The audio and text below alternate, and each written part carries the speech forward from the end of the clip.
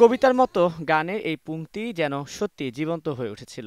ঘড়ির কাঁটায় তখন রাত ৮টা। জাতীয় শিল্পকলা একাডেমির মিলনায়তনে জমে উঠেছে আবেগ, ভালোবাসা আর শ্রদ্ধার এক অভূতপূর্ব মিলনমেলা। মঞ্চে তখন বাংলা গানের পাখি, ৬ দশক ধরে যিনি সঙ্গীতকে করেছেন সমৃদ্ধ, কিংবদন্তি সাবিনা ইয়াসমিন। সবাইকে অনুরোধ করি আসন গ্রহণ করার জন্য পুরো অনুষ্ঠান জুড়ে আপনারা থাকবেন আমাদের সঙ্গে। অসুস্থতার কারণে সাম্প্রতিক সময়ে তাকে খুব একটা জনসমক্ষে দেখা যায় না। তবে রোববার সন্ধ্যায় তিনি ফিরে এলেন পুরনো সেই চেনা রূপে, গানের সাবিনা, সুরের সাবিনা।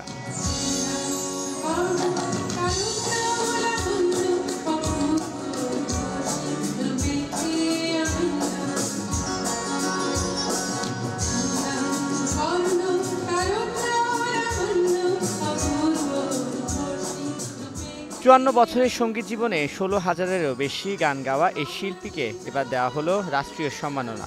অনুষ্ঠানে উপস্থিত ছিলেন পরিকল্পনা মন্ত্রণালয়ের উপদেষ্টা ডক্টর ওয়াহিদ উদ্দিন মাহমুদ, সংস্কৃতি বিষয়ক উপদেষ্টা মোস্তফা সরোয়ার ফারুকী, মন্ত্রিপরিষদ সচিব শেখ আব্দুর রশিদ, বিএনপি সালাউদ্দিন আহমেদ সহ নানা শ্রেণী পেশার মানুষ।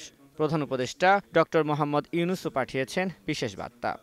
আজকে আমরা যাকে সম্মাননা দিচ্ছি তাকে পরিচয় করে দেওয়ার কোনো সুযোগ নেই। তিনি আসলেই আমাদের কিংবদন্তি। তিনি কিংবদন্তি আমি এই অর্থে বলবো যে এমনকি আমার প্রজন্ম ৬০-এর দশকের শেষ ভাগ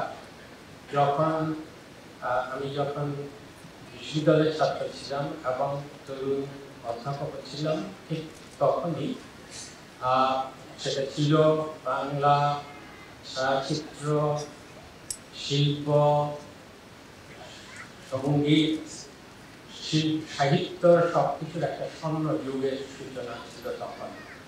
এবং সেই যুগে আমাদের মুখে মুখে গুনগুন করে অন্তত আমরা যে গানগুলো সবসময় গাইতাম সেগুলোর অধিকাংশই সাবিনা ইয়াসমিনের গান।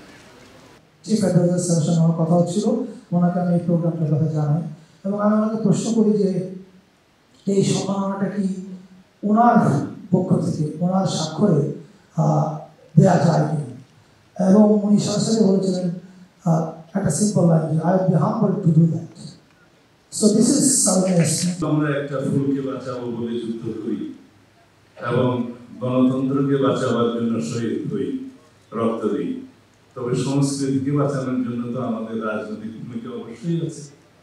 সেই জন্য সংস্কৃতি মন্ত্রণালয়কে ধন্যবাদ দিতেই হবে যে এই যাত্রা শুরু হলো, এটা যেন শেষ না। সম্মাননা প্রদানের পর শুরু হয় সাবিনা ইয়াসমিনের একক সঙ্গীত পরিবেশনা। অভিনেতা আফজাল হোসেনের সঞ্চালনায় আয়োজনে আরও ছিলেন শিল্পী খুরশেদ আলম, রফিকুল আলম, আবিদা সুলতানা, নকিব খান, ফেরদৌস আরা, পার্থ বড়ুয়া ও আগুন। গানের ফাঁকে ফাঁকে চলছিল স্মৃতিচারণ, খুনসুটি আর শ্রদ্ধায় ভেজা মুহূর্ত।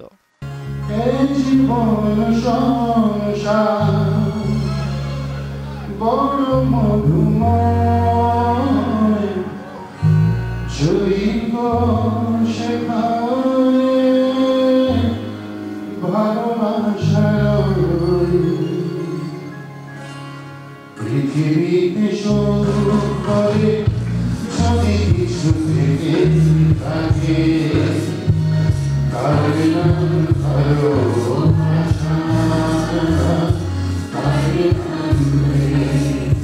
সাবিনা আপার মাকে আমরা খালাম্মা ডাকি। সাবিনা আপার মাকে কানে ঠিক রাখি, আমি কি করি। তো উনি যে চেষ্টা করেছেন এবং সাবিনা ইয়াসমিন নিজে যে চেষ্টা করেছেন, আর পরে যত গীতিকার ছিলেন, সুরকার ছিলেন, যন্ত্রশিল্পী ছিলেন, প্রত্যেকেই সহযোগিতা সাহায্য করেছেন, প্রত্যেকে সাবিনা ইয়াসমিন হয়েছে। ১৯৫৪ সালে ৪ সেপ্টেম্বর ঢাকায় এক সাংস্কৃতিক পরিবারে জন্মগ্রহণ করেন সাবিনা ইয়াসমিন।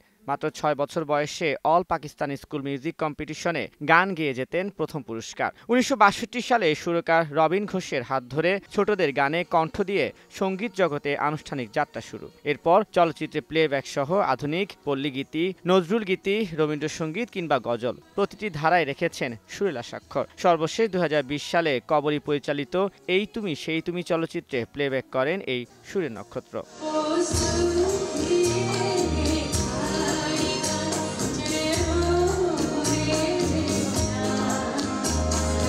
তানভীর হাসান, সময় সংবাদ, ঢাকা।